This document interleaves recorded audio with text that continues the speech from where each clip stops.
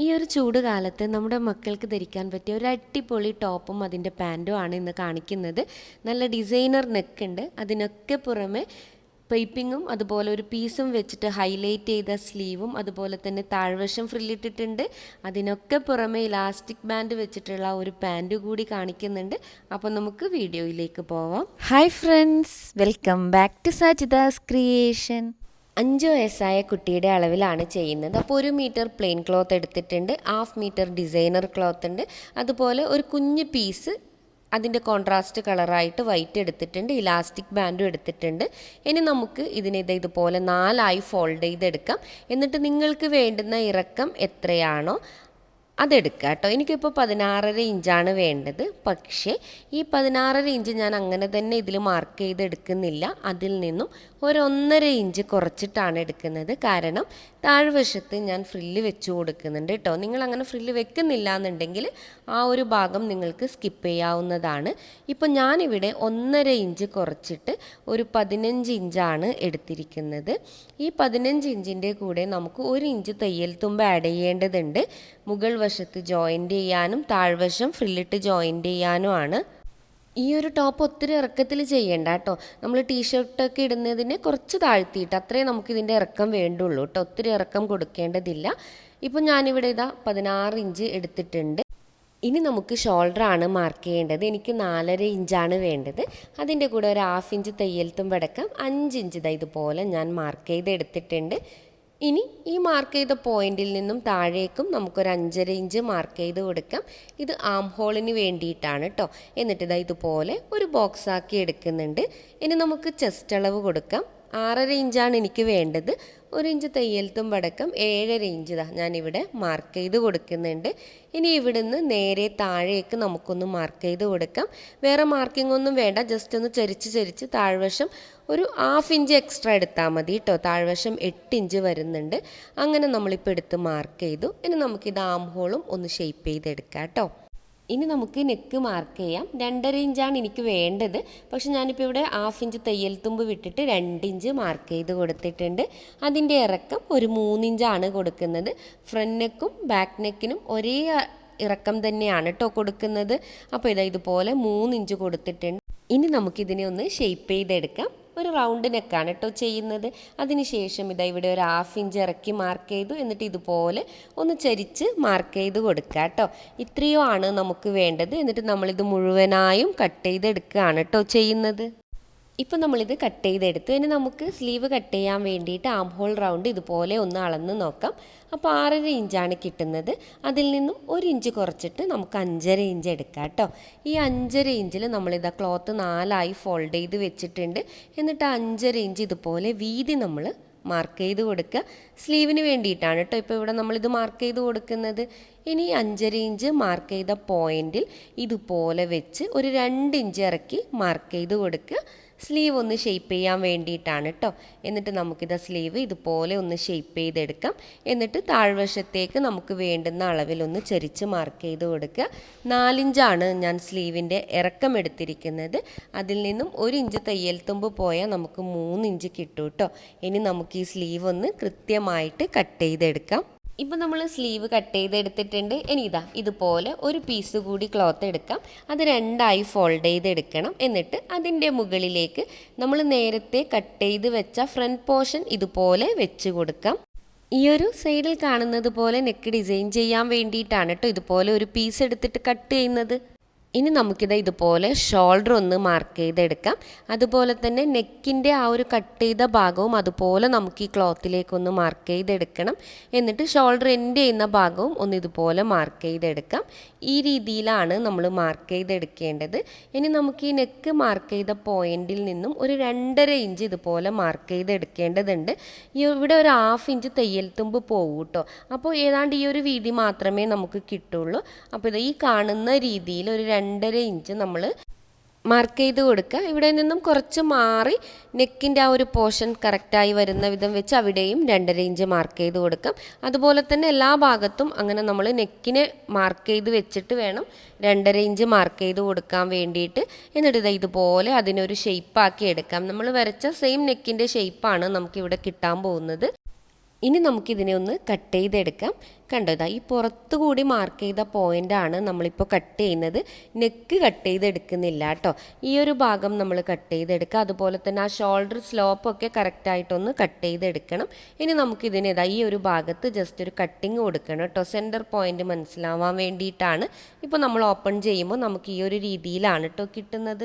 ഇനി നമുക്കിതിൻ്റെ മുകളിലേക്ക് നമ്മുടെ ഫ്രണ്ട് പോർഷൻ്റെ നല്ല വശം വെച്ച് കൊടുക്കണം. അതുപോലെ ആ പീസിൻ്റെയും നല്ല വശമാണ് കേട്ടോ വരേണ്ടത്. കൃത്യമായി ഇതുപോലെ വെച്ചതിന് ശേഷം ഒരു 1/2 ഇഞ്ച് വിട്ടിട്ട് നമുക്ക് നെക്ക് സ്റ്റിച്ച് ചെയ്തെടുക്കാം. ഇപ്പോൾ നമ്മൾ നെക്ക് സ്റ്റിച്ച് ചെയ്തെടുത്തു. ബാലൻസ് ഉള്ള ക്ലോത്തൊക്കെ ഒന്ന് കട്ട് ചെയ്തു. എന്നിട്ട് സൈഡ് ഇതുപോലെ തയ്യൽ തുമ്പ് വിടാതെ ഒന്ന് കട്ട് ചെയ്തെടുത്തിട്ടുണ്ട്. എന്നിട്ട് നമുക്കിതിനെ ഇതുപോലെ ഇതിൻ്റെ നല്ല വശത്തേക്ക് കൊണ്ടുവരാം കേട്ടോ. ഇപ്പോൾ നമ്മൾ കൃത്യമായി ഇതിനെ നല്ല വശത്ത് കൊണ്ടുവന്നിട്ടുണ്ട്. ഇനി ഇതുപോലെ ഒരു പൈപ്പിംഗ് പീസ് എടുക്കാം. എന്നിട്ട് പൈപ്പിംഗ് വരുന്ന ഭാഗം ഇതുപോലെ വെക്കണം. തയ്യൽ തുമ്പ് മറ്റേ പോർഷനിലേക്കായിരിക്കണം വരേണ്ടത്. എന്നിട്ട് മുഴുവനായും സ്റ്റിച്ച് ചെയ്തെടുക്കാം. ഇപ്പോൾ കൃത്യമായിട്ട് സ്റ്റിച്ച് ചെയ്തെടുത്തിട്ടുണ്ട്. എന്നിട്ട് നമ്മൾ നെക്കിനൊക്കെ ചെയ്യുന്നത് പോലെ കുഞ്ഞു കുഞ്ഞു കട്ടിട്ട് കൊടുക്കുക കേട്ടോ മുഴുവനായിട്ടും. അതിനുശേഷം ഈ ഒരു പൈപ്പിംഗ് പീസിനെ നമ്മൾ ഇതുപോലെ തിരിച്ചിട്ട് കൊടുക്കുകയാണെങ്കിൽ കറക്റ്റായിട്ട് ആ പൈപ്പിംഗ് പോയിൻ്റ് മാത്രം നമുക്ക് കിട്ടും. ഇനി നമുക്കിത് ഈ സൈഡിലൂടെ ഒന്ന് സ്റ്റിച്ച് ചെയ്തെടുക്കാം. ഇപ്പോൾ നമ്മളത് സ്റ്റിച്ച് ചെയ്തെടുത്തിട്ടുണ്ട്. ഇനി നമുക്ക് ബാക്ക് പോർഷൻ എടുക്കാം. എന്നിട്ട് ഇതുപോലെ ഒരു ക്രോസ് പീസ് എടുക്കാം കേട്ടോ. ക്രോസ് പീസ് ഞാൻ ജോയിൻ്റ് ചെയ്തിട്ടാണ് ഇവിടെ എടുത്തിരിക്കുന്നത്. എന്നിട്ട് നമുക്കിത് ഇതുപോലെ പതുക്കെ പതുക്കെ മൂവ് ചെയ്തിട്ട് ബാക്ക് നെക്ക് ഒന്ന് സ്റ്റിച്ച് ചെയ്തെടുക്കാം. ഇപ്പം നമ്മളത് സ്റ്റിച്ച് ചെയ്തു. എന്നിട്ട് അതിൻ്റെ സൈഡ് ഇതുപോലെ ജസ്റ്റ് ഒന്ന് കട്ടിട്ട് കൊടുക്കാം. അതിനുശേഷം നമുക്കിതിനെ മോശം വശത്തേക്ക് തിരിച്ചിടാം. എന്നിട്ട് ഇതുപോലെ ഒന്ന് ഫോൾഡ് ചെയ്യാം. വീണ്ടും ഒന്നുകൂടി ഫോൾഡ് ചെയ്തിട്ട് ആ ഒരു ബാക്ക് നെക്ക് നമുക്ക് മുഴുവനായും സ്റ്റിച്ച് ചെയ്ത് ഫിനിഷ് ചെയ്തെടുക്കാം കേട്ടോ.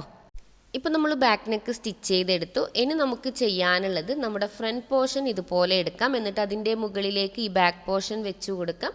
എന്നിട്ട് 2 ഷോൾഡറും നമുക്ക് സ്റ്റിച്ച് ചെയ്തെടുക്കാം. ഇപ്പോൾ നമ്മളത് ചെയ്തെടുത്തിട്ടുണ്ട്. ഇനി നമുക്ക് സ്ലീവാണ് സ്റ്റിച്ച് ചെയ്തെടുക്കാനുള്ളത്.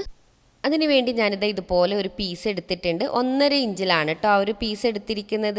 എന്നിട്ട് ഇതുപോലെ സ്ലീവിൻ്റെ മുകളിൽ വെച്ചിട്ട് ആ ഒരു താഴ്വശത്തെ സൈഡ് ജസ്റ്റ് ഒന്ന് സ്റ്റിച്ച് ചെയ്ത് കൊടുക്കുക. എന്നിട്ട് മുകൾ വശത്തെ പീസ് ഇതുപോലെ ഒന്ന് ഫോൾഡ് ചെയ്തിട്ട് സ്റ്റിച്ച് ചെയ്തെടുക്കുക കേട്ടോ.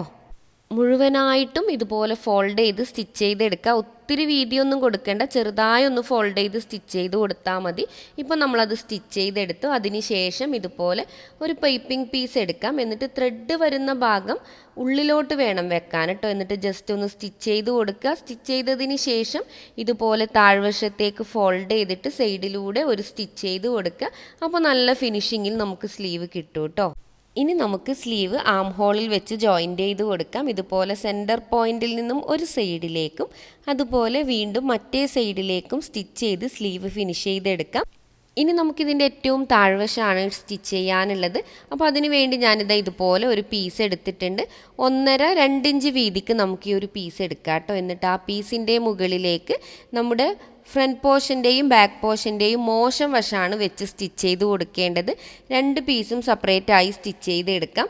ഇപ്പോൾ നമ്മളിതാ സ്റ്റിച്ച് ചെയ്തെടുത്തിട്ടുണ്ട്. എന്നിട്ട് അതിനെ ഇതുപോലെ മുകളിലേക്ക് ഫോൾഡ് ചെയ്യാം. ഇനി നമുക്കിതുപോലെ ഒരു 4 ഇഞ്ച് വീതിക്ക് ഒരു പീസ് എടുക്കാം. എന്നിട്ട് ഇതിൻ്റെ നീളം എന്ന് പറയുന്നത് നമ്മുടെ താഴ്വശത്തെ നീളം എത്രയാണോ അതിൻ്റെ ഇരട്ടി ആയിരിക്കണം. കാരണം നമുക്കവിടെ ഫ്രില്ലിട്ട് കൊടുക്കേണ്ടതുണ്ട്. അപ്പോൾ ഈ ഒരു പീസിനെ നമ്മൾ ഇതുപോലെ 2ആയി ഫോൾഡ് ചെയ്തെടുക്കാം. അതിനുശേഷം ഇതുപോലെ നല്ല വീതിക്ക് തന്നെ കുഞ്ഞു കുഞ്ഞു ഫ്രില്ലിട്ട് കൊടുക്കുക കേട്ടോ. അങ്ങനെ മുഴുവനായും നമ്മളിപ്പോൾ ഇവിടെ ഫ്രില്ലിട്ട് സ്റ്റിച്ച് ചെയ്തെടുത്തിട്ടുണ്ട്. കണ്ടോ, നമ്മളിവിടെ മുഴുവനും സ്റ്റിച്ച് ചെയ്തെടുത്തിട്ടുണ്ട്. ഇനി ഒരു പീസ് നമുക്കിതിൻ്റെ നല്ല വശമാണ് കേട്ടോ നമ്മളിപ്പോൾ വെച്ച് സ്റ്റിച്ച് ചെയ്യുന്നത്. നല്ല വശത്ത് ആ ഒരു പീസ് വെച്ചതിൻ്റെ മുകളിലേക്കായിരിക്കണം നമ്മുടെ ഈ ഒരു ഫ്രില്ല് വരുന്ന പീസ് വെച്ച് സ്റ്റിച്ച് ചെയ്തെടുക്കേണ്ടത്. സാധാരണ നമ്മൾ താഴ്വശത്താണ് വെച്ച് സ്റ്റിച്ച് ചെയ്യുക. പക്ഷേ ഇവിടെ ഇതുപോലെ മുകളിൽ വെച്ചിട്ട് നമ്മൾ സ്റ്റിച്ച് ചെയ്തെടുത്തിട്ടുണ്ട്. എന്നിട്ട് ഈ ബാക്കി വരുന്ന ആ ഒരു ബാലൻസ് പീസ് ക്ലോത്ത് നമ്മൾ ഇതുപോലെ ഫോൾഡ് ചെയ്തിട്ട് ആ ഒരു ഫ്രില്ലിൻ്റെ മുകളിലേക്ക് വെച്ച് സ്റ്റിച്ച് ചെയ്ത് കൊടുക്കുന്നുണ്ട്. നിങ്ങൾക്ക് വീഡിയോ കണ്ടാൽ കൃത്യമായി മനസ്സിലാവും. ഇപ്പോൾ അത് കൃത്യമായി സ്റ്റിച്ച് ചെയ്തെടുത്തു. ഇനി നമുക്കിതിൻ്റെ സൈഡ് 2ഉം ജോയിൻ്റ് ചെയ്തെടുക്കാം. ഇപ്പോൾ നമ്മുടെ ടോപ്പ് റെഡി ആയിട്ടുണ്ട്. ഇനി നമുക്കിതിനൊരു അടിപൊളി പാൻറ് കൂടി സ്റ്റിച്ച് ചെയ്തെടുക്കാം. അപ്പോൾ അതിന് വേണ്ടി ഞാനിവിടെ ക്ലോത്ത് 19 ഇഞ്ച് ഇറക്കത്തിലാണ് എടുത്തിരിക്കുന്നത്.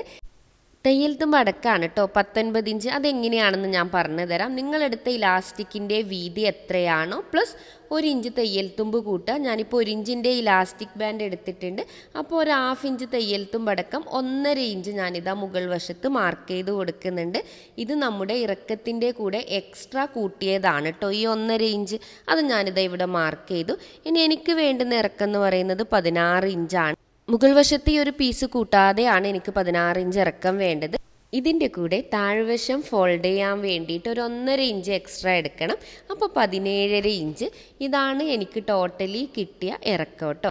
ഇനി നമുക്ക് വീതി നോക്കാം. നിങ്ങൾ എവിടെയാണോ പാൻറ് ഇടുന്നത് അവിടുത്തെ അളവ് ഇതുപോലെ എടുക്കുക. ടൈറ്റ് പിടിച്ചിട്ടോ ലൂസായിട്ടോ എടുക്കരുത്, കറക്റ്റായിട്ടുള്ള അളവ് എടുക്കാം. അപ്പോൾ എനിക്ക് 22 ഇഞ്ചാണ് കേട്ടോ വേണ്ടത്. ഈ 22 ഇഞ്ചിനെ 4 ഡിവൈഡ് ചെയ്യുമ്പോൾ 5.5 ഇഞ്ചാണ് എനിക്ക് കിട്ടുന്നത്. ഈ 5.5 ഇഞ്ച് നമ്മൾ അരവണ്ണത്തിൻ്റെ 4/1 എടുത്തപ്പോൾ കിട്ടിയതാണ്. ഇവിടെ നമ്മൾ തയ്യൽ തുമ്പൊന്നും ആഡ് ചെയ്തിട്ടില്ല. അതുകൊണ്ട് തന്നെ നമ്മളിവിടെ 2 ഇഞ്ച് എക്സ്ട്രാ കൊടുക്കുന്നുണ്ട്.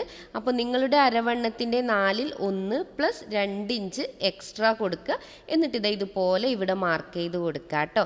ഇനി നമുക്ക് ക്രോച്ച് ഏരിയ മാർക്ക് ചെയ്ത് കൊടുക്കണം. അപ്പോൾ അവിടെ നമ്മൾ കാൽക്കുലേറ്റ് ചെയ്യുന്നത് നമ്മുടെ അരവണ്ണം അതിൻ്റെ 1/3 ഭാഗമാണ് നമ്മൾ എടുക്കുന്നത്. ഈ ഒരു മെത്തേഡ് നിങ്ങളൊന്ന് മനസ്സിലാക്കി വെച്ചാൽ വളരെ സിമ്പിളായിരിക്കും.